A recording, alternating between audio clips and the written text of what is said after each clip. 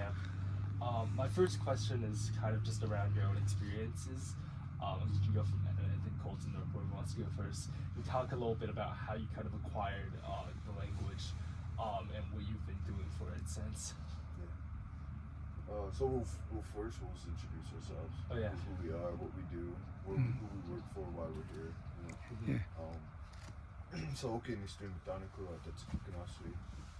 Hindi tutong skapipikanin yung tapo that feeding ko knowledge. So what I said was, hello, my name is Emmett Dusty Bull, or well, bright shining little star. My name is Emmett Dusty Bull. We work for this nonprofit called Blackfeet Eco Knowledge, and it's really awesome that you got both of us here. Colton will introduce himself in a second, but I acquired the language through a language revitalization school, an immersion program called Nitipuas, the Blackfeet Language Immersion School, Cutswood, and that's how I got connected with you, through Darren Kip, and then my one of my great mentors, Daryl Kip. Okay. Misto ko kutak kito pikin to skapika ni ki tapo mo naka makoi sa popok ki neka ni sinama tsuko ni ti box na nani story ki nani sinama tsuki ni ti box na nice story sakto ni story. So I said my name is Otaku Kitopi, rides around the camp, specifically Akukatsun, rides around Akukatsun. And I'm from Skapi Pikani, just like Emmett, and I work for Tyson with BEK, same as Emmett. And then I said I've been learning the language for about 8 years or so, and then teaching for about 5 or 6. But yeah, so that's kind of my short introduction. It's really awesome that you get to see both perspectives, because I had the privilege of going the immersion school kindergarten through 8th grade. Kindergarten through 8th grade, but Niskanamos, he picked up the language by himself, and he started teaching himself, and he just dove into the language in any which way he can. I really have a lot of respect. That's why I wanted him to be here, and not our other shield keepers, because amongst Niskan, he speaks really good. He picked it up, and he probably like I don't have no ego with where this is. I've been in the language longer than he has, but he probably almost exceeded me by because he studied the language and he picks it up, and it shows that it's that anybody can do it as long as they put the work in. Yeah. Because languages, they're use or lose, and it's really important that you have to stay. If you want to learn a language, you have to study it over every single day. You have to, and then the privileges over here at Alkukatsin, we get the privileges of using it instead of just using common phrases and speaking conversational Blackfoot. Here we get to speak spiritual Blackfoot to each other. We get to understand traditional ecological knowledge that is tied with all of our spiritual bundles, all of our spiritual staffs, all of our spiritual societies, and we get to be able to conversate in that way too. It feels at home. Almost at home. So I wanted, if you could go into a little more detail about how Cutswood kind of worked and what the experience was like. Like, I think on the outside especially, a lot of people know about Cutswood, but I think a lot less people know what it means to be like immersion school. Like how much Blackfoot was spoken. Was there any English at all? So it was about, the idea is I run programs myself, and you really realize how hard it is to be in the language 100% of the time. And ultimately, English is a blue language. So when you sit there and you do different things in the language, and you can't quite have that first language perspective, you have to use English to back it up. And that's what Cutswood, the idea was behind Cutswood, was that you tried to 100% the language, but you ultimately had to use English to translate everything to Blackfoot, and then Blackfoot to English, and then English to Blackfoot. And I'll explain that a little bit more. But at Cutswood specifically, that's how it was for us as Bukaks. So in kindergarten, going up to about 4th or 5th grade, that's when they cut it in between. That's when you went into kindergarten to 4th grade was like the Bukaks, the children. And that's when we started learning like the numbers and colors, the hymns, the rhymes, the fun stuff. You know, we get to use total physical response, not the Amani, like Simon Says, those type of things. And then you get into 5th grade to about 8th grade. You start learning about Blackfoot syntax and Blackfoot composition and like the compartmentalization, because our language is polysynthetic, so you have to learn how to not just learn a full phrase but be able to take it apart, plug it in, and start learning dynamics. So I mean, as a 5th grader, 6th grader, you're like, oh wow, that's a lot to take in. So you had to explain it a lot in English to be able to understand the full synthetic of the polysyntheticness of the language. And so, kind of wrapping it back, then we would take what we learned and then we would start teaching the Bukak. So like sometimes we would take one-on-one. 7th to 8th graders get to take the kindergarten, 2nd grade, 1st grade, all one-on-one, and we get to become the teacher and say, do Simon Says, total physical response. And then we brought in a lot of our spirituality, and we call it Utaku, you know, like circle time, where we'd all come together. And this is all in one day, right? Yeah. So then we'd all come together about 2 or 3 in the afternoon, and we would learn about the culture. We would learn about pipe protocol. We would learn that we needed our sikan, our blankets. These are our first line of protection. That we would, you know, just basic surface level protocol stuff, nothing too spiritual, but at the same time that is really important for protocol. That's how we started to revitalize culture and language at the same time. And so when Cutswood was first founded as a school, there was like, at least what I read from the newspaper article, there was some level of doubt about the students' ability to integrate into English-speaking society after, you know, being in a Blackfoot immersion school. From your perspective, how was like going back into like an English-speaking college, like, and was it like, do you think speaking college Blackfoot, or high school? Oh, high school, yeah. High school, like, do you think speaking Blackfoot gave you any hindrance, or was it actually something that was good for you? Yeah. So, my experience specifically, kindergarten through 8th grade, I tried to get out of that school. I hated it. I thought I was stupid. I thought that I wasn't going to be up to par with English and science and math, and it was the exact opposite when I went into college. I went into high school. There was only 26 of us students in the school, and there's still only around that much, right? And at the time, you know, being a child and not having the capability to have foresight into the future that my mentors had for us, they're gonna be like, you're gonna be okay, trust us, you're gonna be all right. And we did. All the Cutswood kids that come into high school, they superseded everything, because we got work ethic there. That was my perspective just in there. I can tell you that right now. Like, I wanted to get out of the school. I didn't even want to be there. I hated the language of it, and then it gave me a foundational aspect of who I am as a beginning man. And I still use it today, obviously. This is who I am. I'm a Mississippi. And I can even see the difference now, because I was a language teacher for 2 years. I taught at the high school level and I taught at the middle school level. And the kids don't have respect like the kids do at Mitsipura. So I went and visited. I was greeted with hugs, and I was greeted with like such a special guest because I had graduated from the school. And they come in, they offered me chairs, they offered me coffee, they sat down, they listened to what I had to say, they sat still. When I asked them to speak, I said, almost you know, like, hey, speak your language, you know, they would stand up. say their names, say who their moms and dads were in the language, say where they come from in the language, like we just did.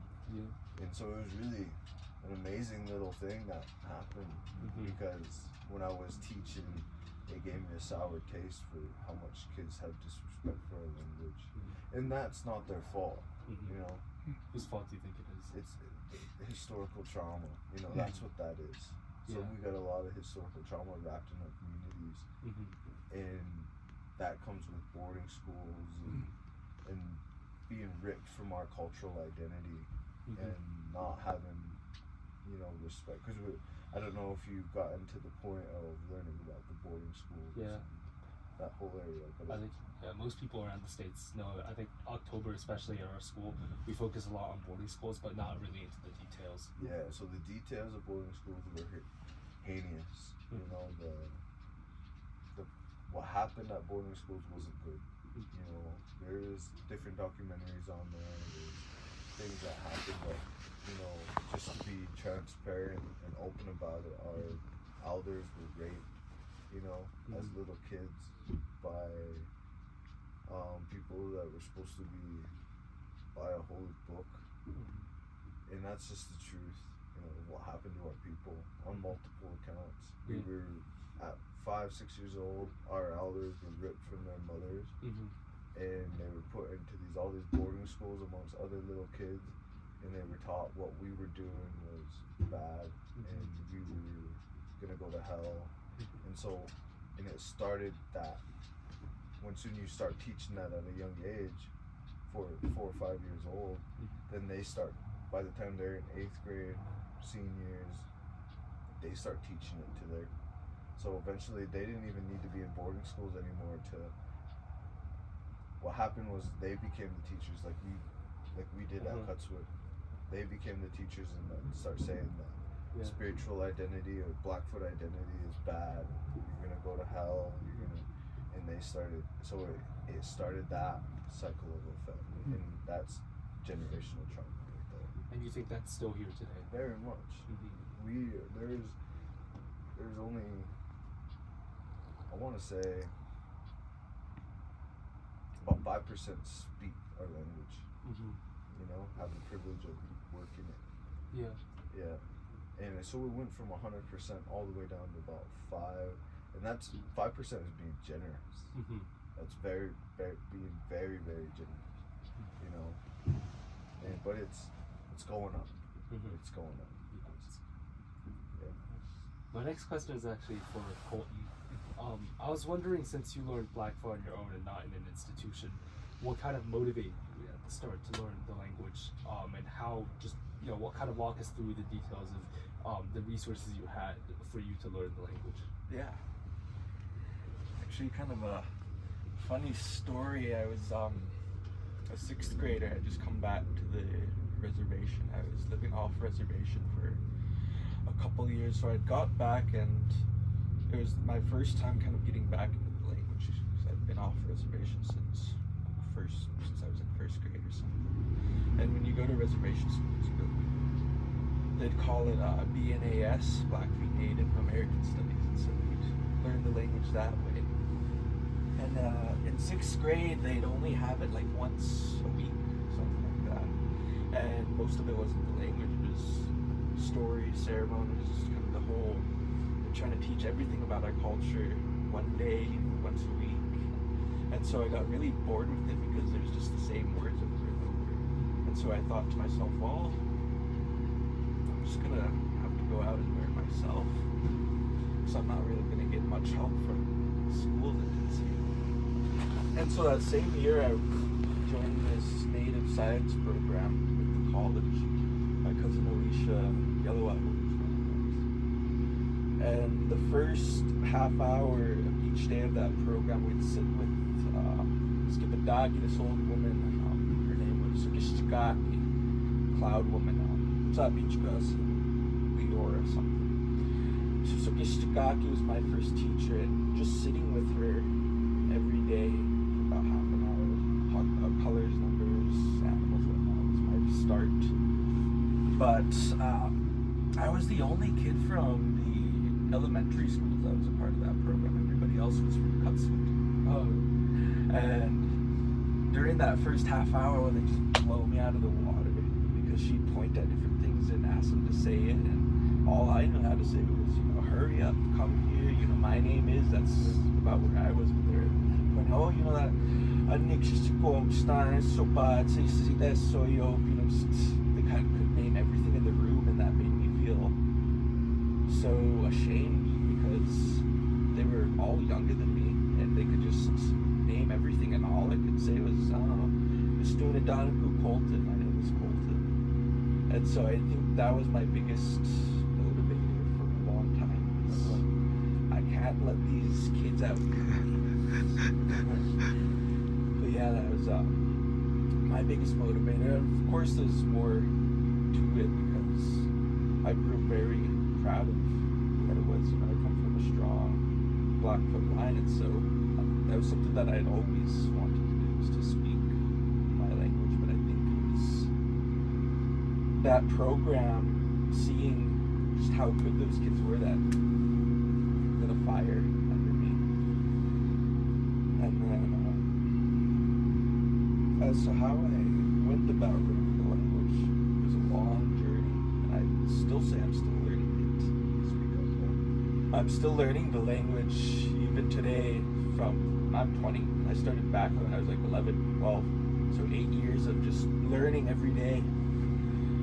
And I didn't have a lot of access to elders back then. I didn't know anybody that spoke Blackfoot. It'd be pretty rare.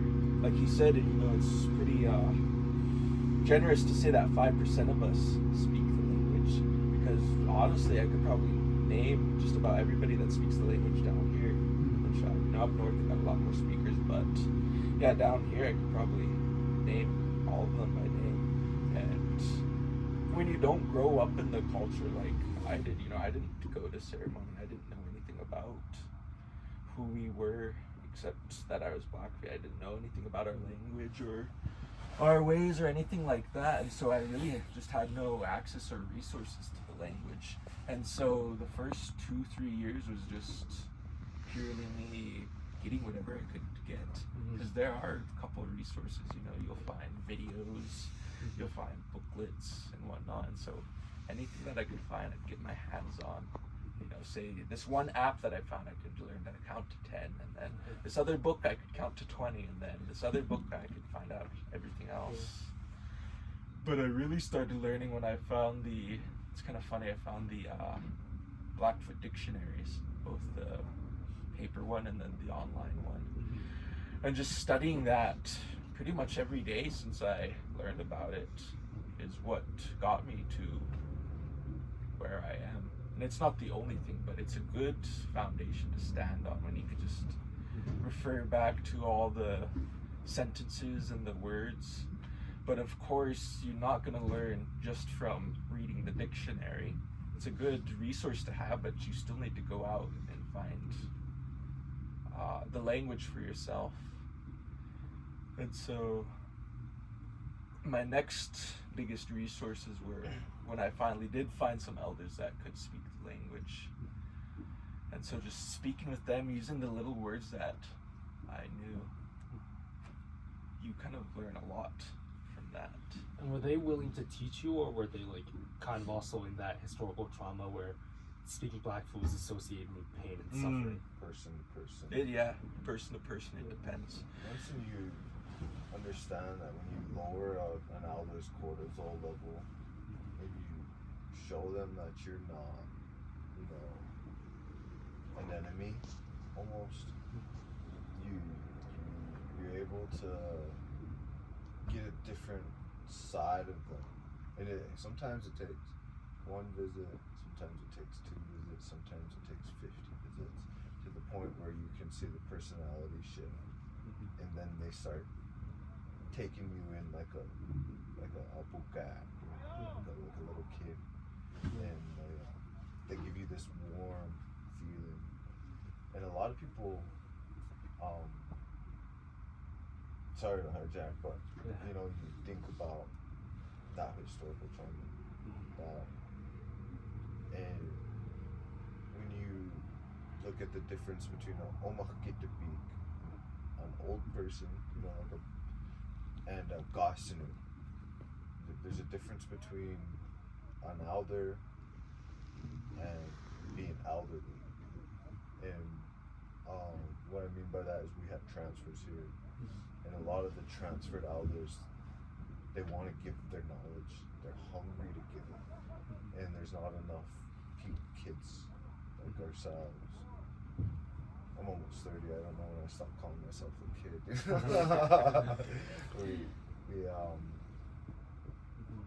We need to go out and get it. How does the transfer system work here? So ipomo means transfer. And when you think about ipomo, is you better, everything is based on societies and transfers. So when you get your first transfer, you have an push you into life. They'll tell 4 stories, they'll sing yourself or sing you an honor song, and then they push you in, and you get that first transfer when you're a baby, right? You get first transfer. Ipomo is almost, I transferred him something. So boom, it's done, I'm making power. And then I give it to him, and then I take his hand, and then I go the same way, 1, 2, 3, 4. So what I'm doing right there is it's called a transfer, and that's literally what an elder will do for you. They'll take your hand and they'll walk you through steps. Some our major societies, they have a transfers to right to eat, to right to fast, right to drink. So they start their new life when they take on these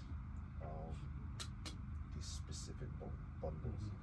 They right to brush their hair, the right to live every single day as a new gossip, you know, not to eat to be like a holy person. Right. So it's not like one specific transfer for one specific thing, but for each different societies, that's the way it works. Is that you're gonna transfer into something, hold these sacred items, and then when somebody comes and gets your stuff, you transfer out. And then they become that person, and they have the right to heal their families. That's how we healed ourselves back in the day. 泰戈尔，我有个问题，今天的在咱们 Blackfield 这个地区，小孩子里边有多少是送到了像 Cotswold 这样的沉浸式语言学校，有多少是到了其他的，比如说公立学校？然后在这个里面，今天的父母，在决定孩子去哪个学校的时候，他们的态度是什么Translate for my dad, the question. So on the reservation today, kind of, what % of children go to an immersion school like Cotswold? There's only one. Only one. One, and that's Cotswold. Oh, okay. And there's 26 kids that go in every year. It's not a lot. Not a lot. But those 26 kids become leaders in the community. They really do. There's a lot of kids that go to Cotswold and then they start language. Like what I do specifically at EEK is working with language. Yeah. Even though I'm doing all these different things, working with the land, working with the guardians, that's a whole aspect of what I do, is this guardianship program. But then we start doing language, culture, immersion. So what I specifically do is I don't teach the language anymore. I try to create language environments. And so most recent project that I did, I don't know if I answered your question right, but what I did was I brought down 5 elders, and then I brought in 6 babies, or 6 elders, 6 babies, and we would put them in this language immersion setting, 20 minutes on, with about a 30-second break, and then we'd rotate our babies, and 20 minutes on with just pure undiluted Blackfoot being spoken to these 10 to 14-month-old babies. So like creating these language environments. On top of that, we went to the new store, or the Glacier Family Foods in Browning, and we started labeling all of the individuals with a QR code, and we'd scan it, and it says the word. So I'm sorry. So there is only one child every year. No, 26. No. 26 is the whole number of the Catwood school, right? Yep. Every year. So how many kids go to the public every year? Oh, There's a lot. Yeah, so there's about 500, 600 kids in the high school. In 20. middle school, the immersion school is not a public school, so the immersion school is all private funding. It's all started with the idea to try to save the language. Yeah. But the whole idea for Cutswood is there's 26 kids. The kid will start 8th grade and he'll filter out, and then a kid will replace him. But Darren is really awesome. He doesn't turn away second gen kids. So like my kid, my babies will be second generations, and they have a spot there because so there's 26 kids in the school, but once the 8th graders graduate, they refill those at kindergarten, and then they start coming up like that again, all the way to kindergarten, and then they'll start.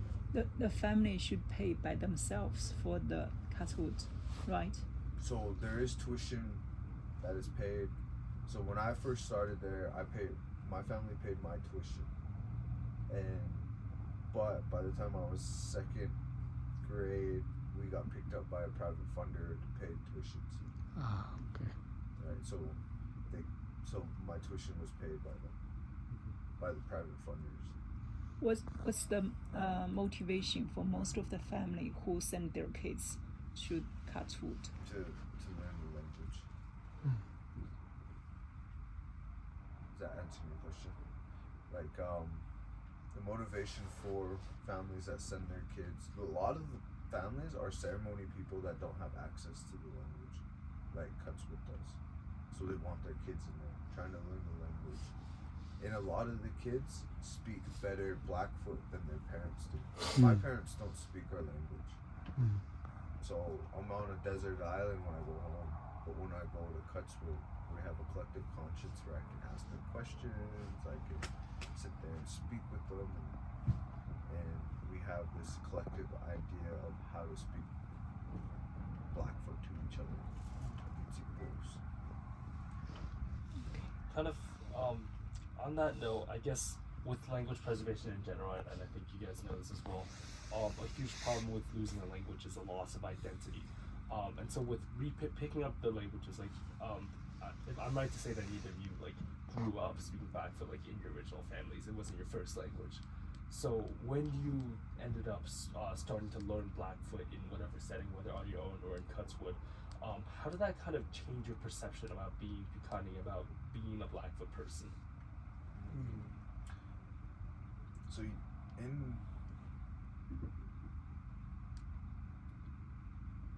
gotta understand that culture isn't just language, and culture is everything we do in everyday life.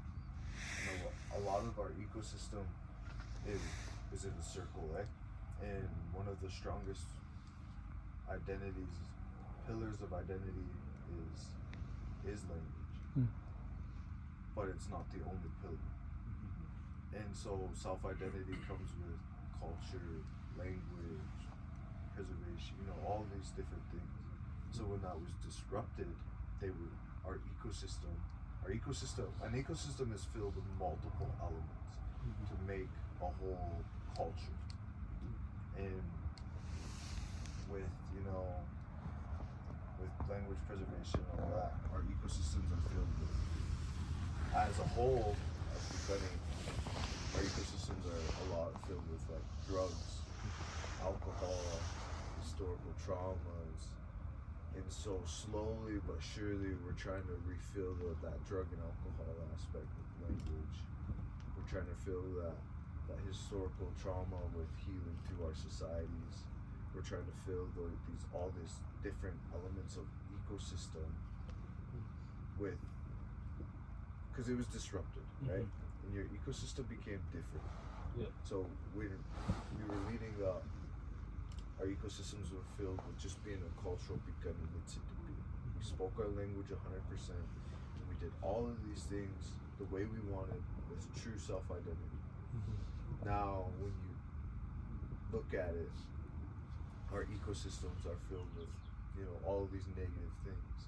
But and so when you start trying to fill it with language you get in the world of preservation or revitalization, you have to know how to attack those ecosystems successfully, and that's what being a Bikari person is today, and it's it to be man. Growing up, you know, you had these ideas of identity that weren't necessarily Bikani, but when I start working on myself, self-actualization with Maslow's hierarchy of needs, you go through all of these different to self-actualize. And I don't know if do you guys know what Maslow's hierarchy of needs are? Not really. Okay, so Maslow's hierarchy of needs is your basic needs, your love and identity, and it all goes all the way to self-actualization. But Blackfoot took it a step further on the Blackfoot Institute Beaks and stuff. We went from self-actualization to community actualization, and then we took it to cultural perpetuity, meaning that when you get to an eldership, you want to come back and you start teaching our younger kids, and that's how we're trying to save our languages and cultural information. I know it's a lot to street down and try to take in, you know, but think of it as like a circle, right? Yeah. You start here as a baby and you don't know nothing, and you go into this Uncle Gots and you start making these two bridges come together. You get to a point where you self-actualize. Yeah. Now it's your job to become a community actualization and start trying to save your community. Yeah. So once when I know who I am as a Bikani man, it's not their fault that they went through historical trauma, but it is now my responsibility to try to save our community. As part of community actualization. As community, yeah, with cultural perpetuity, where you start these pillars of success and you try to into a circle. If you notice our camp, it's all in a circle. Akukatsun means two bridges coming together. And you start like this, and you wake yourself around camp, and you're trying to make sure that camp is good. Because eventually, no matter what, we're gonna get old, eh? Yeah. That's like, you're gonna be born, you're gonna get old, you're gonna die. Three things, but within that time, you can try to cultural perpetuity. We can make sure that our culture I can motivate almost Nishkan to save our community, you know, and then we start with 4, and then we can start with 10, and eventually we'll have everybody compounding off each other, trying to make sure that our community stays healthy. Yeah. So, kind of along the lines of, I guess, community, a lot of Blackfoot tribal members are leaving the reservation, especially the youth nowadays, whether for economic or job opportunities or other things. For them, you know, where they live in a society where Blackfoot is not the spoken language, or Blackfoot culture is not practiced, do you think there's still a point to revitalizing their own culture and their own language? And if so, kind of why is that important? Yeah, there's a lot of people do leave the community, you know. It's hard to live around here. It's really tough. But when people come home, they start feeling themselves. You know, they say like, "Oh, I belong here." You know, it's like a belonging. It's like a earning. When they're out in I left for a long time. I did. I went to college. You know, I lived in multiple different places throughout the United States. But I always knew my language, and I was on the desert. I never got to be Bikani anywhere else besides here, because we have such a unique cultural system that without having a foundational aspect, I couldn't even talk about like the higher syntaxes of language, the higher syntaxes of culture.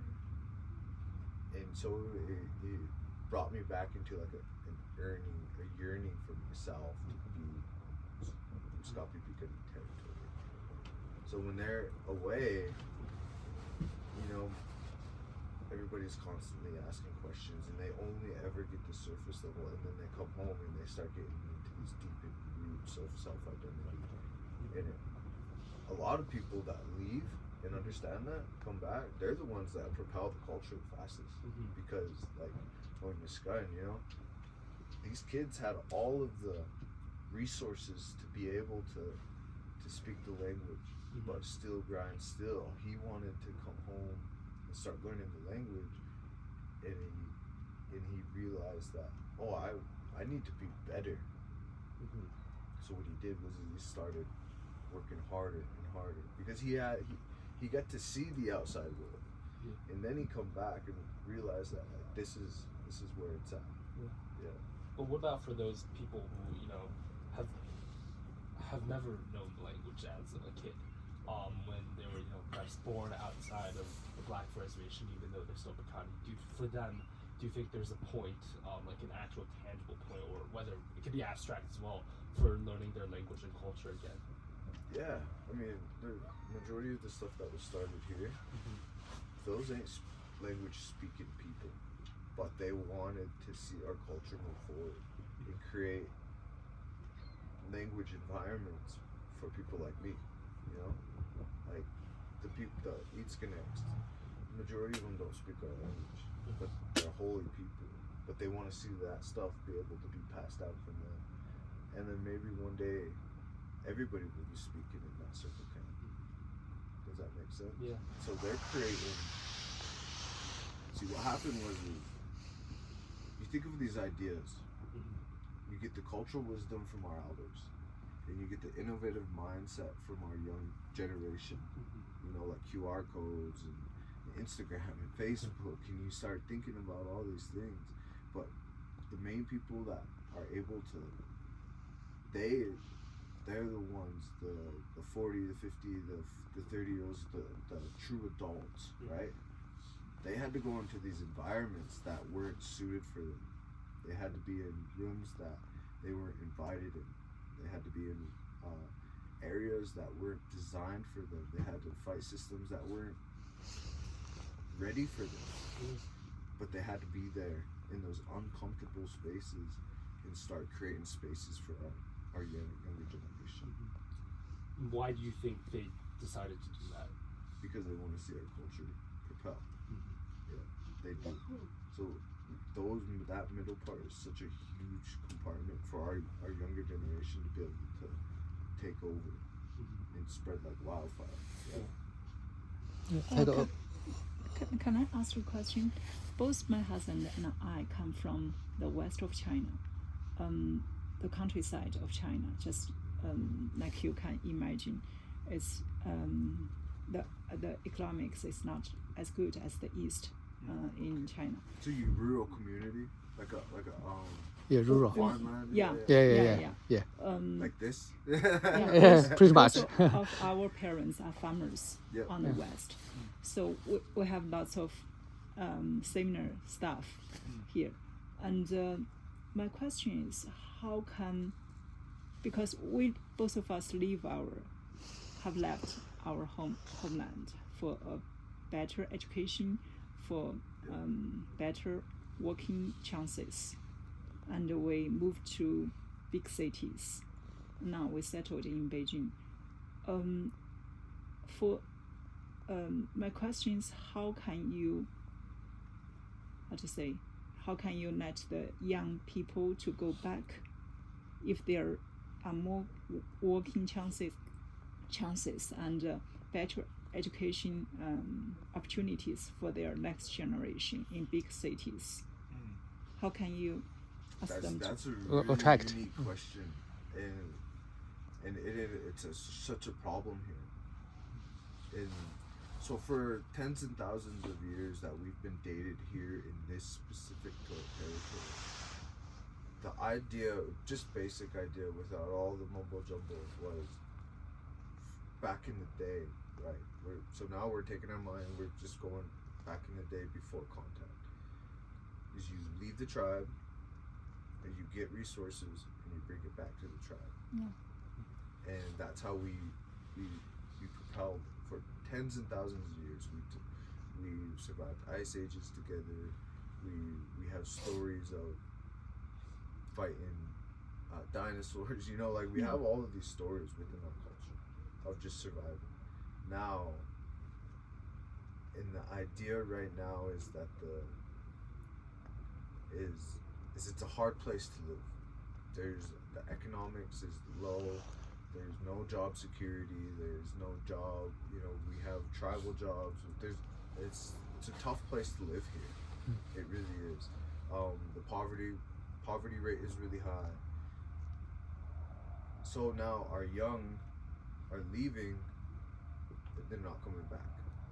That's the thing. Is like they're going, and they're getting these educations, and they're being a part of the Western world. Yeah. But they're not coming back. So we're trying to create areas. That's the problem here, is that they're leaving and they're not coming back. So we're just trying to create them to be able to leave, and then create cultural spaces for them to bring back the resources that they want to do. If that's education, if that's being a doctor in the Western world, if that's, you know, art, if that's music, whatever it is that they're doing, we want them to go experience the world and then bring it back to our culture and our language. That way we can expand our mindsets. But right now, that's the problem, is that our youth, we're creating access and routes for them to leave, but they're not coming back. They're not returning home with the resources. And just that very basic mindset of just leaving, get resources, and bring it back. Back in the day, it was a lot simpler. Go hunt buffalo. When we bring it back, you know, go hunting out, we bring it back. We go, we get TV pools, resources, and we bring it back. We create these beautiful things in our language and our culture, but now we're stuck at that. They're leaving and they're experiencing the world, but they're not coming home.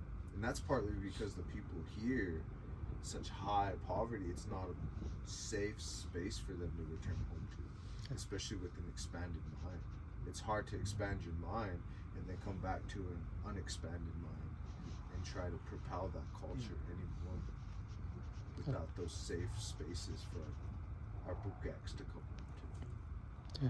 对，那特可说，我正好这是我想问的问题。昨天我们也谈到了，那为了吸引这些出去的人回来，其实最重要的是本地要把经济发展起来，对吧？我们也看到像切诺基或者其他的那些印第安的种族，他们有机会把当地的经济发展起来了。那在 Blackfeet 这样的一个地方，有没有可能把本地的经济发展起来？不管是通过部落旅游啊、体验啊，还是文化这种方式，这样大家在这个地方都能获得更好的工作机会，挣更多，也更安全，然后也是自己的这个家乡，他就愿意在这地方，就不用再出去了。所以有没有可能把本地的经济发展起来？这个事儿又跟他们部落的这个议会或者是部落的这些有没有什么关系？对。So my dad was kind of asking to kind of attract the youth back. I think one of the thing we can agree on is that you need to get the tribal economy better, so there are more job opportunities, more job security.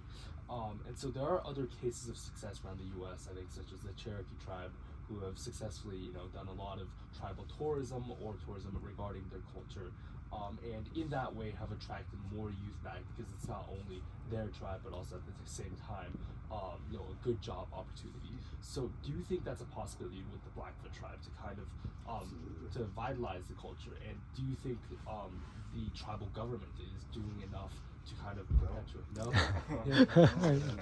Yeah. So one, your pops talked for almost 2 minutes, and you asked me a 30-second question. So where's the disconnect?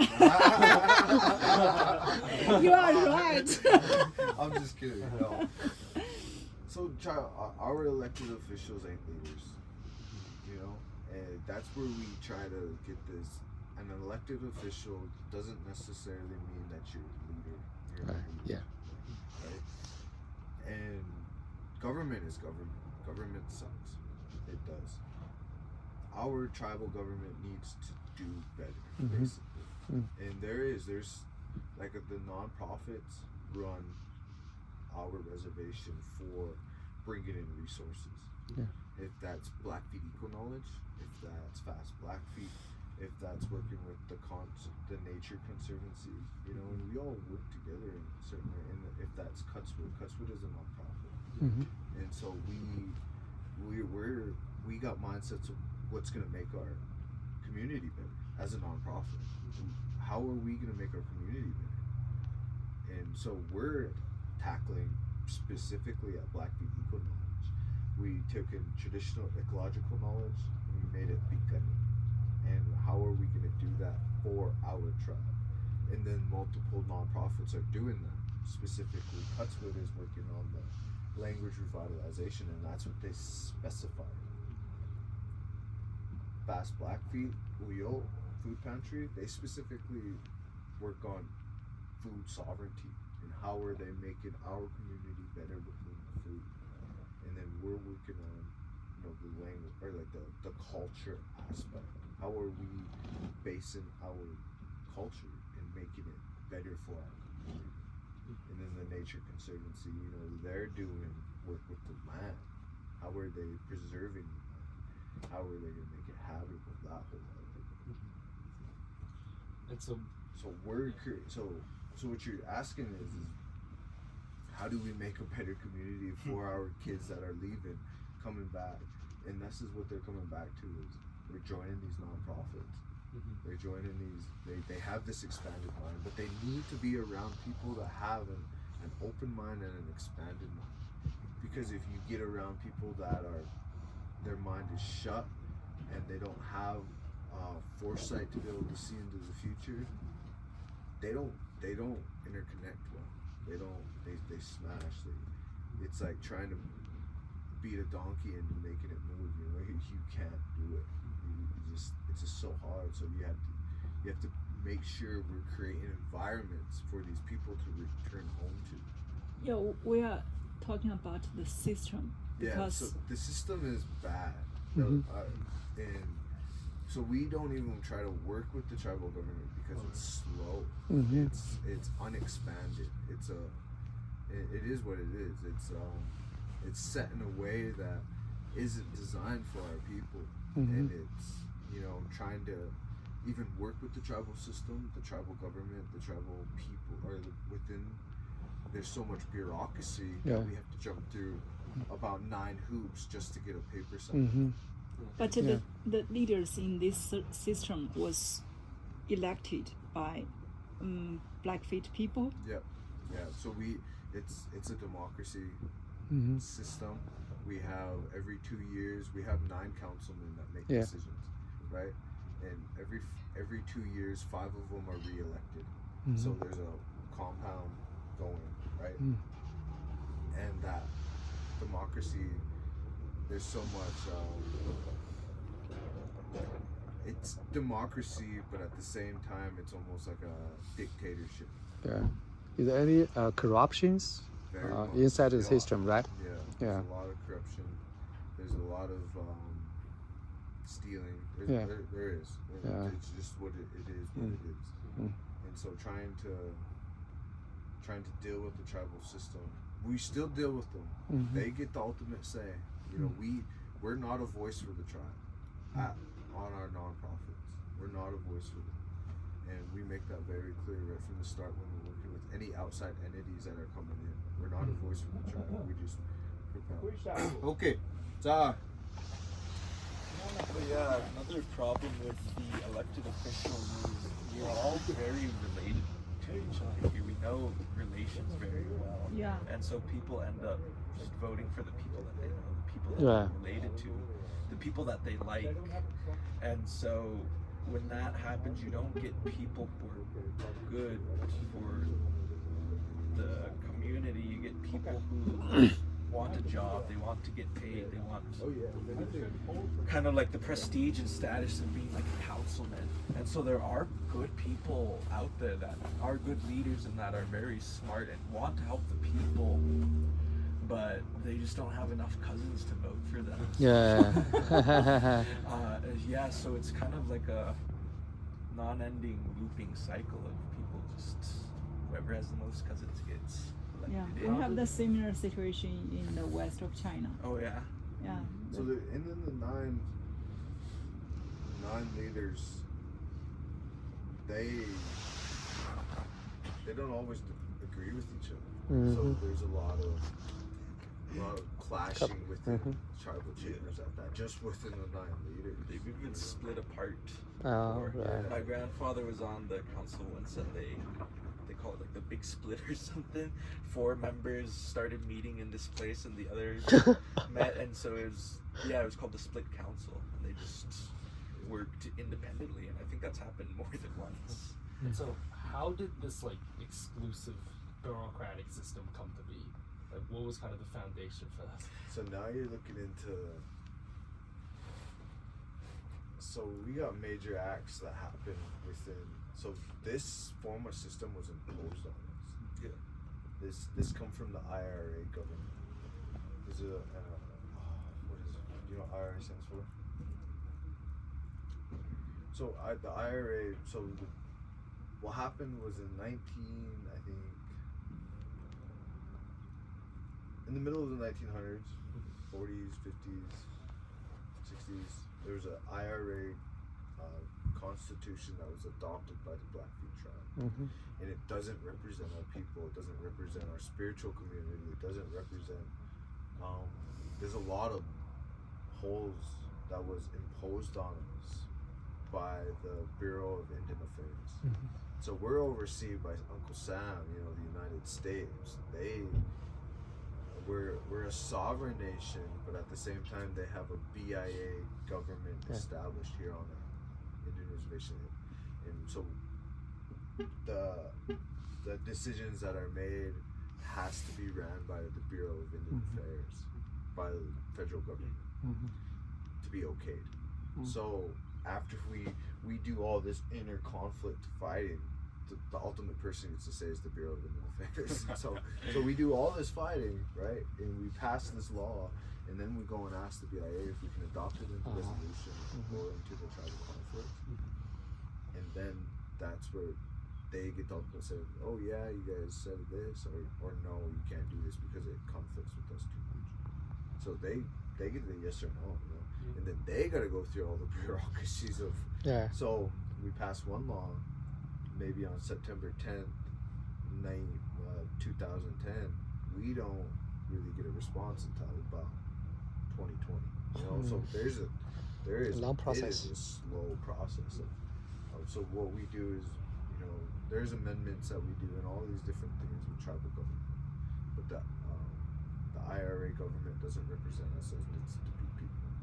And 2, I think our current government system was done like this on purpose because they knew that this slow bureaucracy and just the way that it was set up would really hinder us. I was just talking to a Canadian about this, and they were saying that since they're all because most tribes are self-governing, and what that means is our government comes from us, the people, like you said, democratically elect our own people. And although that sounds good on paper, what we're talking about is what we see most of the time is it just doesn't work out in Canada and the US, you know. And I think the reason for that is it just happened very fast, because when the council system got implemented was pretty much immediately right after the reservation system.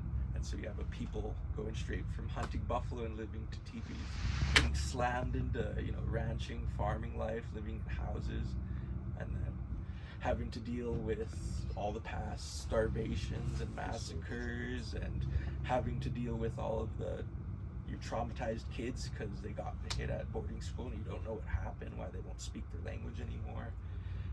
And then you have to figure out government on top of all of that. And so I think just how fast everything happened is part of the reason that everything's so wound up and nothing really gets done with our government. Kind of along those lines of government, I was thinking about your opinion on what the federal government's doing, what they're doing enough to preserve the culture and language. You know, last November they rolled out a $1 billion Native Teachers Plan, and it has not been followed through. So I was wondering, kind of, did you feel any of the impacts of that, and what has the federal government's attitude been toward like Blackfoot language revitalization? Have they helped at all? So when you're looking at government, you know, there's none of us. So now we're getting into like a macro question. You know, this is no longer about Blackfoot, because when you think about it, there's 536 tribes in the United States alone, and that's just federally recognized tribes. There's probably up to about 1,000 of tribes that ain't even recognized. 536 tribes specifically, and none of them really speak the same language. We have like a language within each other, but at the same time we know Blackfeet language is on it's a secluded island up here in Yukon country, and so you got $1 billion, but that's spread, you know, through 536 tribes, and then you know it's got to go not even to language, it's got to go to aspects of language like feeding people or feeding teachers or paying teachers, or you know, and so then it gets spread even thin, even more thin. And then you don't know when it's coming, then it's broke down into a 5-year plan, so now it's spread even more thin, or a 10-year plan or whatever, you know, and so it's not really helping, but it does help. Language revitalization is you're not gonna get rich off it.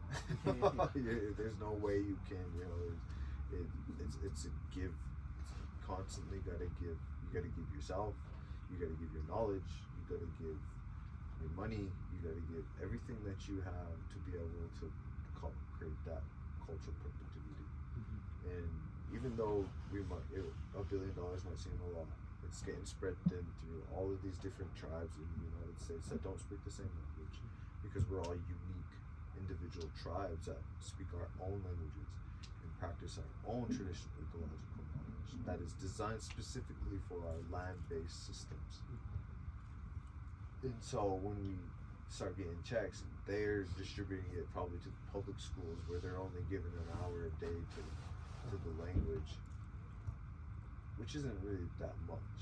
You know, anybody that works in language understands that you're probably not going to save the language with just an hour a day. So maybe a kid could take another class and make it 2 hours, but that's their own choice, you know. And then we got people like Moses here that just didn't get paid for it. He had to dive into the language, the kinks, the historical traumas, the working with elders, and try to ingrain it into himself, by himself, for himself.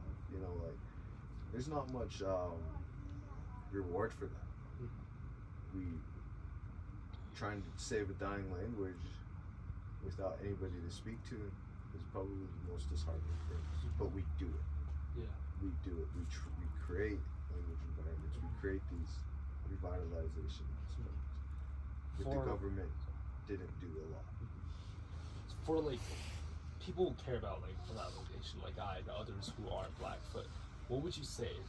What would you say for us to do that could like help with current revitalization efforts by tribal members? Speak it. Yeah, learn it. Learn it. Like even for non-Black people. Yeah, you know. Something about us Blackfeet is we're really not discriminatory towards anyone, and we've never been that way. Like, you look through old photographs and old histories, and it's full of people from other places kind of joining into our tribes, because we're just such a loving people. We just kind of take in anybody that wants to come, and I'd probably say it's the same today. That, you know, So that's an individual aspect. You know, if you want to come, speak the language, learn it, you know, converse, allow somebody to teach you, because it sharpens their skills, you know, to be able to talk to you or to be able to speak to you. And then you start getting into cohorts, you know, where people are helping with the language. Go and join these nonprofits and see what they're doing and give your time and your energy. And then you get into even a bigger cohorts like organizations, and then you get into like funders, you know, like then you can start funding, start funding the language. You don't have to go to the tribe, go to the the nonprofits that are in language revitalization, cultural preservation, learn where that's at and fund them. Give them money. Let them do what they're doing because they already got the ideas and the thing that they want to do. You know, they're already rolling with it. You know, and money speaks. Yes. Ultimately, you know, so you start working on these individual. If you're just an individual, speak it. You know, promote it. Go and make a video and get it into the world because maybe a funder will see it. You know, or anything. That's why we took the time with you today to just, you know, we appreciate what you're doing. You know, to promote Blackfoot language and speak it, and we want to see our language survive. I think just being interested in the language and kind of getting into it 什么体系改变？ is a big thing too. When I 政 taught 治生态不 online, 用问，我觉得 taught 很 for 难。 about 但我也想问，我一会儿我有几个问题。 most of my students were non-native. We'd have a cohort of, it was like a charity or a nonprofit group, and I'd about 10 or so people. I'd teach them like every week, or I'd have private students that would pay for private lessons just because they want to learn. And you know, I didn't think anything of them being non-Blackfoot. I was just happy I had students, and you know, for me it was great to practice my teaching skills and to have that space to speak Blackfoot. Because even though I could speak Blackfoot, you know, you can't really speak by yourself. You know, you can only talk to yourself for so long that you start looking In our insane. Our language isn't. It's land-based, so it's not just the language we're just speaking. You know, we're living it because. Tanistapime. Me? Oh. Apatis Sikatus means Flower month. flower month. When our flower, what it really means is when flowers bloom. Yeah. You know, and that's how we say May. We're not just saying May. We're saying a true aspect of what happened during that month. That's TEK. That's traditional ecological knowledge. That gives us the idea of when the moon's where it is. You know, how we're living amongst our lands. 对， 世 You 界 know, 观。 we say Misamshuta means June, and that means long rain. So we know how to start living amongst our TEK. So we have traditional ecological knowledge for this area. So we're the stewards of the land. So language and cultural preservation work hand in hand. So we're not just saying, you know, May. We're saying when the flowers bloom. And then June, when the rain, you know, and all. Yeah, So maybe. our language is specifically tied to our traditional ecological. You know. 谈到经济发展哈，其实，我就在想，比如说，我们参加这个 POV 啊，或者 Buffalo Hunting 啊，或者 Sundance 啊，这些其实都是非常印第安的特色。但是我们发现没有亚裔的人到这个地方来旅游，所以我们觉得这是其实一个很好的一个机会哈，利用他们民族文化吸引更多的注意，但是也能发展经济。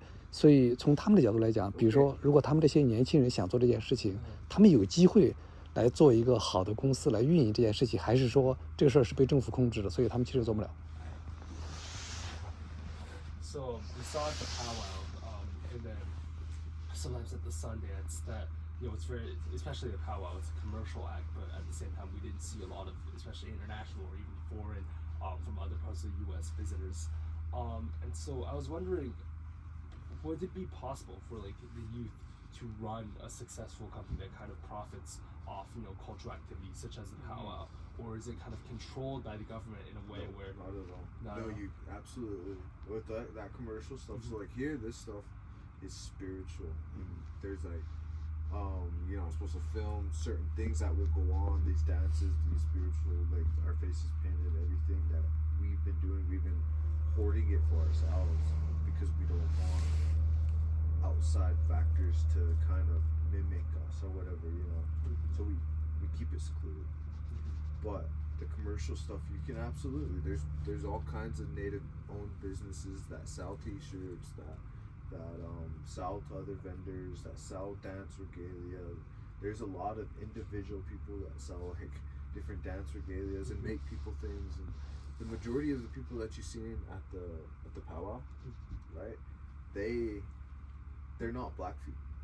They come from all over the United States. So even though they're Indian, they're Native American, they're not Blackfeet. They were a different sovereign, and they send their dancers, and they come here and they dance. And then this next weekend they'll go to a different place in Montana, and then they'll go to Washington or California or the Arizona. So they're just like all over. Powwow Trail. It's called the Powwow Trail. That's how you end up with a bunch of Blackfeet kids down in Arizona. Bunch of kids over in Alaska. You know, like they go there. Way down in New Zealand. Yeah, have a kid in New Zealand. Do you think it's a successful activity from the aspect of economics for powwow? Yeah, we bring in a lot of tourists just through that, and the tribe puts this powwow. What about for like non-natives? Have you ever targeted attracting non-native people to simply come and visit and not dance? Yeah, that's what the majority of the people in the crowd is. Yeah, and then people just don't know about us. You know, like, people on the East Coast think we're all either live in teepees or we're dead. Like, you know, so like, people like when I've gone to the East Coast, they ask me some absurd questions like, "You guys still live in teepees? You still eat buffalo?" You know, like we sort of do. You know, we were always reinventing things, coming up with new things. So like. But for the economics out there in the powwow world, yeah, absolutely. It's really, there's a lot of non-natives, a lot of white people. You know, a lot of they come, they watch, and they just enjoy it. It's really a beautiful thing just to sit there and watch people dance. Even non-natives can have a business in that, like all of those stands that you'd see. I think for a lot of them, that's just like what they do. Full time is go from powwow to powwow, selling their furs or their keychains or whatever it may be, their food. And so there's a lot of T-shirts, hats, you know, like vendors.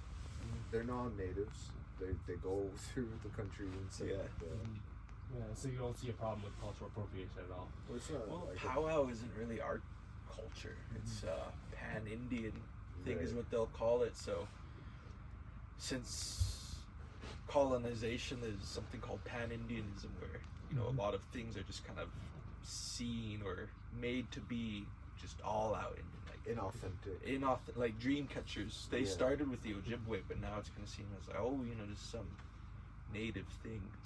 Same thing with powwow. It's not like we're doing that 250 years ago. I mean, in some aspect, we were like the Tituki Paska, the chicken dance, one of the categories, comes from the Blackfoot Confederacy, but other categories, like the grass dance, comes from the Sioux, where the women's jingle dress dance comes from Ojibwe. And so the powwow that we have today is really a new thing. And so even though the dances themselves might have a long history, the state of it now is rather a new thing, and it was made for economics and for entertainment, because like back in the day, I think that was one of the ways that they would kind of feed themselves is like some of our people would go up to East Glacier in the mountains, you know, very touristy place, and they would put on their regalia, their outfits, and then dance. And then that's kind of just like what some people had to do back then to get enough money. And so that's really the kind of truth. They used to get like that border though, like people wearing fake headdresses. That's cultural appropriation. You know, and that like there's no need for those things, but they're not real at the same time. You know, so it's a really like a hit and miss question with cultural appropriation. Like our specific things, if they were wearing actual war bonnets, we would go and take it from them. You know, we were very much of war people. We would kill them if it was a different aspect of the day. You know, but some fake headdresses, you know, just like a sour taste. That is very much cultural appropriation. 我还有一个问题啊，就是关于部落的这个政治、议会等等，现在大家不喜欢现在的这个政府，对吧？这部落政府。那比如说年轻一代，像他们这样的人，他们有机会，他们怎么样才能够将来，比如说成为那个 council member，然后能够去影响政治，调用更多的资源来保护文化、发展经济。比如说，他们是需要成为部落的领袖，或者是企业家，或者什么样的人可以去做？他们想不想做，或者有没有机会做？ I think you kind of touched on this a little bit already, but my dad was asking that, you know, the tribal government's not very popular here. So how is it possible for youths who are, you know, not necessarily in these few big families to become part of this tribal government and to initiate change? Or is it so deadlocked within these few families that it's practically impossible? Well, yeah, they can. It's a democracy. There's 20,000 of us that vote for our tribal government. So I mean, 20,000 isn't just a small family or a big family, you know. Yeah. So there's a lot of Blackfeet people, and that's not even including our sister tribes on the three up adults, just on the Canadian border. But democracy is democracy, you know. Like, if you get a strong leader, and they're able to communicate well and talk, Barack Obama, you obviously could get in there, you know, and work. But then you gotta be able to sway the other 8 too. So there's about 100 people that run every other year. Yeah, It's kind of the same group. They're the same people. That, they run for democracy, and you put their name in the hat, and write their names in, however it needs to work. All you actually need is to be over 18, be a Blackfeet member, and then have $500 entrance fee, and then from that it's a matter of the votes. But I think another issue too is not a lot of people vote. Yeah, You have 20,000 people, but Around about 12%.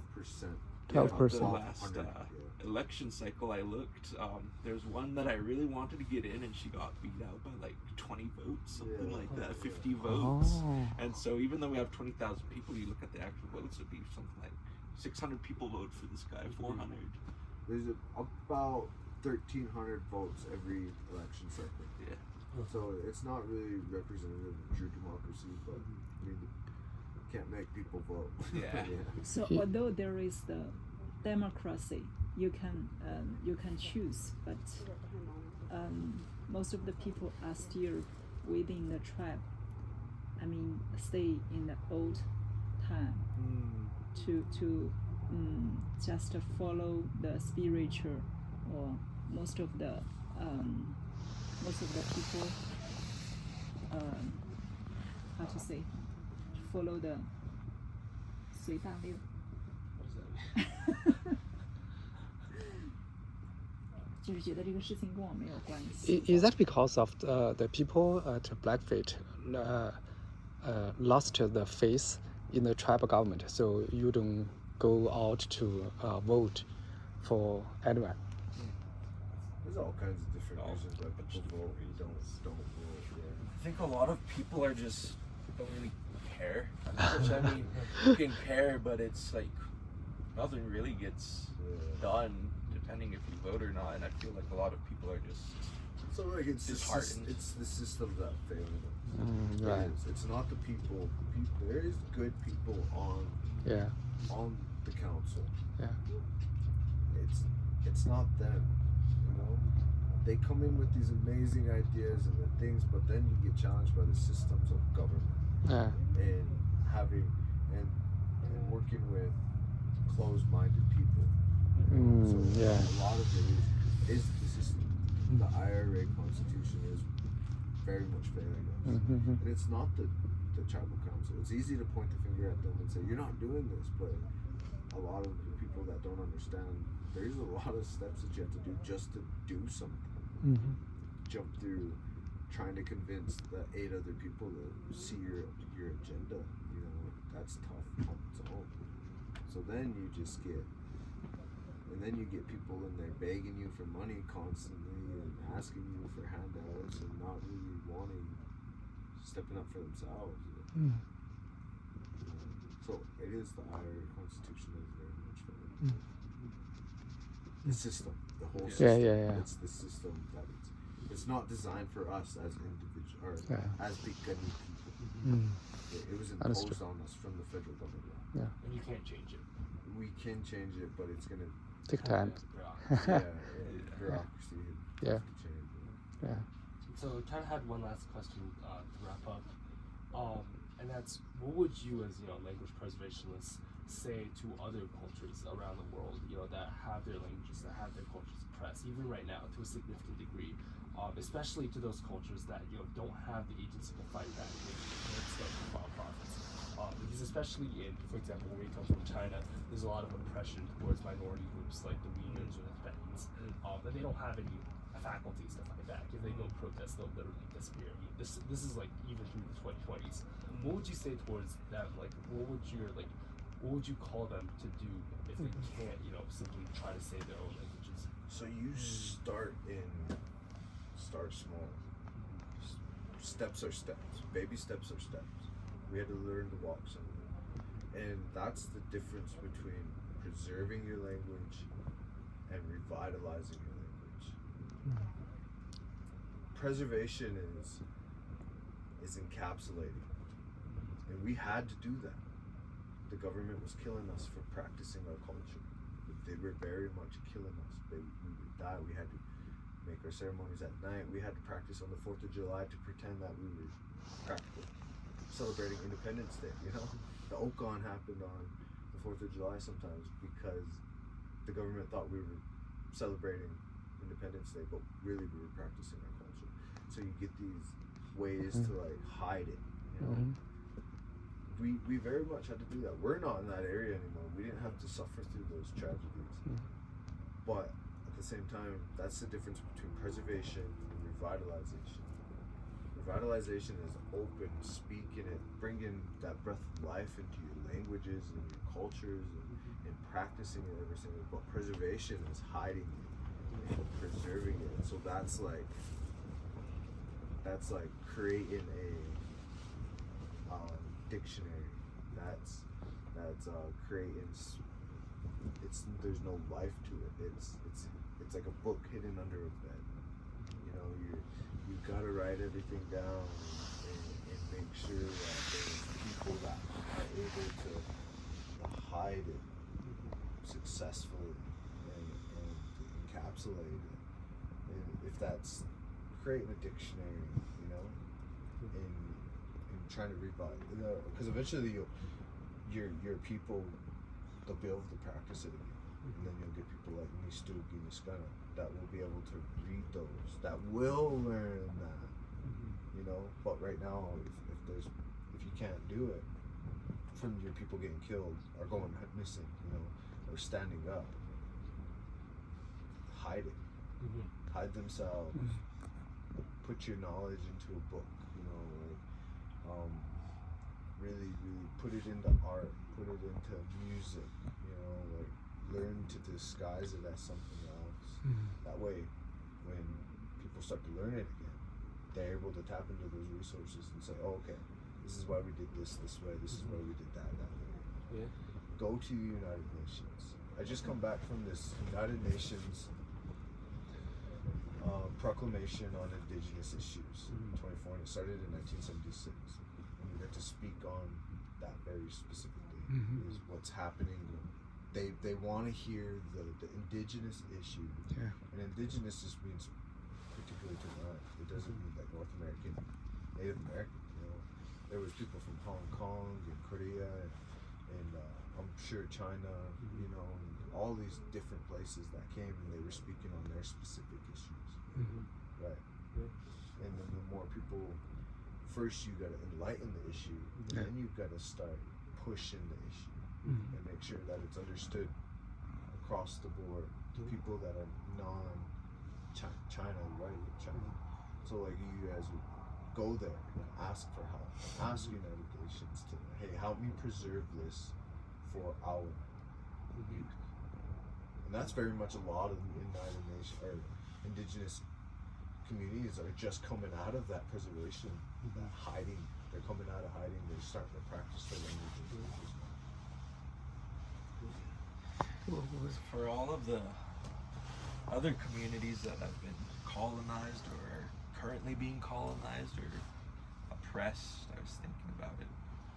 The best thing that, whether it's the Palestinians in Gaza or the Uyghurs in China or in the Maori and New Zealand, wherever it might be, the best thing that they could do is connect. So that's really what the true strength is connection.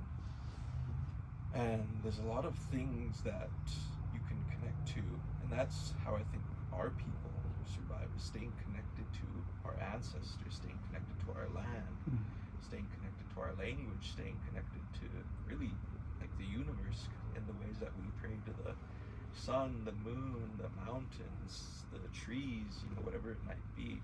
I think that's what our strength was the connection.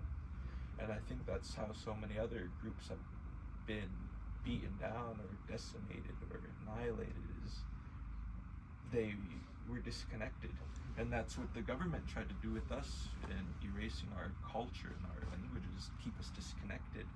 So they knew that if we could speak to each other in a way that they couldn't understand, you know, in a completely different mindset, we'd be too strong. But if the only way that we could really speak is in a way that they would understand, we're disconnected from our true language, we're disconnected from the mindset that our ancestors had, and so we're weak in that way. And so I think that would be my message to anybody else, any other indigenous or non-indigenous group that is struggling with oppression or whatever it may be, is to connect. So you can always connect.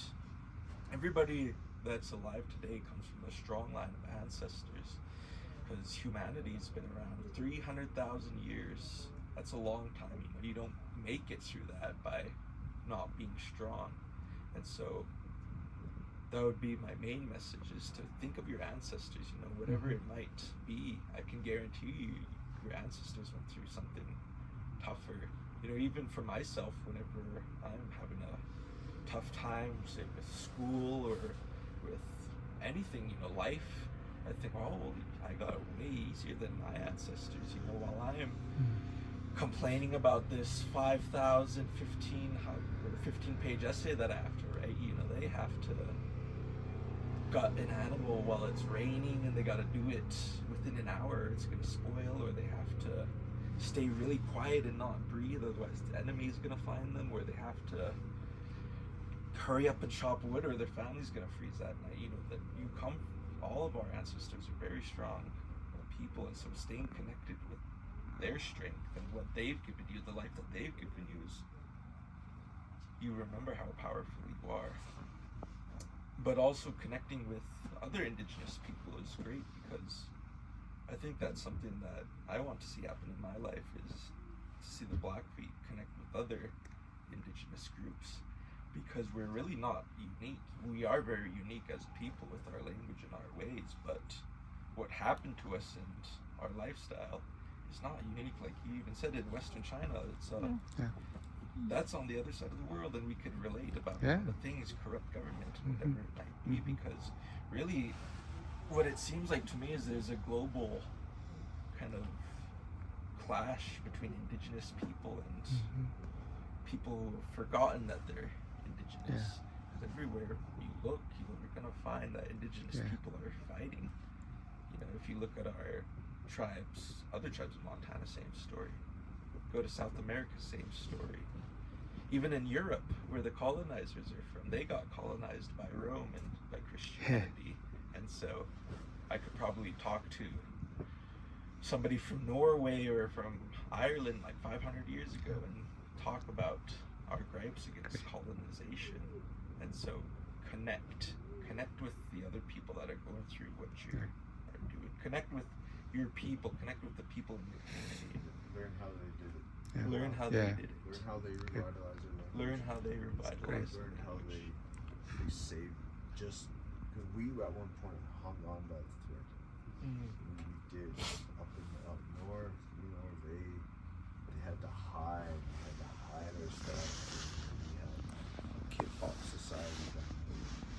And one of the ways in 1912 was they kept their kit box society going. It was they put it in the homes and they drove it into the Utes Canaries, and they were it's not secret knowledge, it's privileged knowledge. So they hide things. They were able to preserve it and practice amongst each other, even if they couldn't give it to their communities, because then they were able to preserve it really, really beautifully to the point where they can, now we can practice it open. Because things change. We want to see our language and culture survive. Thank you. Thank you。我最后一个问题啊，Last one，就是Cutswood，因为它是一个 NGO 嘛，所以他们其实不知道他们现在比如说募资是需要每年募吗？他们大概一年开销多少？就是在募资这件事情上，现在是很挑战的事情嘛。我就是做 fundraising， 就是去找钱嘛，是不是很困难的事情？可以。So this is more for him. So Cutswood as like a private organization, as an NGO, is fundraising a large problem right now for the school? I don't know. I know fundraising is always a tough problem. One minute you have money, one minute you don't. You know, you're rich one day and you're broke the next. But I can't really speak on Cutswood because I don't work with them. I work with them, but I don't work their finances. I don't know anything that they're going through. But we do promote them constantly. If we have fundraising, I always talk about Cutswood. It's who I am as a person. Probably saved my life, Cutswood, from being a bad kid. I was a bad kid, and the people that just worked with me, were able to see me become a good adult. And I feel like I owe it to my community to do the same thing. Can you share more about the months? You shared about May, June, May as the flower blossom, and June as the rain season. You got Sax Uchutotopi means when the geese come. When the geese come. For January? It's for March. For March. So that's Sure, just do January. Good. So January, well, you'll get different answers from everybody. There's about 10 different words for each month. Really significant what happened in that specific month within our TEK. Like Matsika Pisa Dusi means when the frogs, when the frogs start to come out bloom, basically. Frog month is what we call it, and that's March. Frog month. Frog month. So when the frogs start coming out, yeah. So like even as little as the frogs coming out. Can I add one thing? In China, we have 24 festivals. You know the Chinese Lunar Year. Okay, yeah. Yeah, the Lunar Year follows by the 24. Is there like exact translation for the word? It's like calendar basically. Yeah, 24节气。 And in March there is a festival we call Jingjie. That means the small bugs come out. Yeah. It's similar. Yeah. Yeah. I like that. I mean, our languages come from something. Yeah. They don't, and it's usually our language specifically is descriptive around our surroundings. You know. Yeah, Sure. but China is the mainland of China. I mean, most of the culture comes from the mainland of China along Yangtze River and Yellow River. And beside these two rivers, we call them the Mother River. Beside these two rivers is the large fields for agriculture. So China is an agriculture society. This 24 time or festival times is a kind of instruction for our agriculture activity. That's same here. Yeah. When we hunt buffalo, Oh. time to get wood, time to get fat for winter. Because our winters are bad here. They're Yes. really, really bad.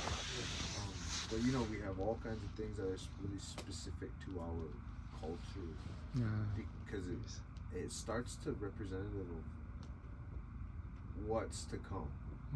It's like a mental clock of the moon. Omaksishikon is what we call January. When the moon is the biggest. January. Yeah. Okay. The biggest moon, and then Because this area is closer to the moon. which is because the sun goes down a lot quicker and it's more nighttime than it is. Ah. Yeah. Okay. Yeah. And then like June is like Misumsuta, long range. Yeah. Where they call it. I think they were different back then before colonization. I feel like the strict month system is kind of an English thing, but we definitely did have different words for different things. For instance, when this gets done, Akokats and the Sundance, we'll say Akaw It has become the home days, and that's when we start to slow down essentially, because when it's during the non-cold months that we're always moving around. Gotta Yeah, get the lady from the museum yesterday shared with me, you settle down twice a year, right? Oh, really? I'm not sure about that. I've never lived like that, so I can't say. She told me in old times you settle down twice. The spiritual leader, they knows they are so experienced. They knows when to move and when to settle down. Yeah, well, see, things like that are part of what we've lost with our culture, like the day-to-day life. So we know a general overview of like what would happen, but the specifics of like where you would go and when you would settle down and what to like look out for, because they would look at the sun, they would look at things blooming, and they'd look at the moon to figure out where to go and how long to stay there. Yeah. Things like that Was lost. representative of our TEK, was Yeah. lost to us, but our traditional ecological. But yeah, we definitely do have. I know we had words like I was saying, like, oh, yeah, because after the Sundance, that's when we start slowing down and we kind of start staying in the same area for the winter. Specifically, this area. This is where we'd come during the winter, and so during we the summer. and so we'd I meant this area, like the mountains. Near the mountains, we'd come because we're like all over. But like Our traditional territories reach down to Yellowstone, and then all the way up to Edmonton. all the way, very like large country. We have a big country, so a majority of Montana is Blackfeet territory, and there was a lot of us. There was accounted to about 300,000, and so there was multiple tribes of us, like there is today, like up north. And we were spread out amongst our territories, and so we started like knowing specific amongst our TEK of when, because we used to burn traditional burns for our buffalo to forage there, because after a burn they want to forage there. So we would, instead of following the buffalo, we would burn areas to push the buffalo there. So we just lived amongst the land, truly lived amongst this land. And when our lands told us what to do, right? So long winter months, time to bed down. Get wood, hang out, tell our traditional stories in our teepees, and then like our banks is super in office. Not Dusi was like what he was saying. It's time after Uncle Gots and this Uncle Got this what you guys are singing. Time to like start bedding down, gathering wood, kind of like getting your families ready for the harsh winters that might come. Yeah. Thank you. Thank you so much. Thank What do you. you guys got going on? You guys gonna start going home? We are leaving this Friday. Oh yeah, this Friday. Yeah. I think I'm actually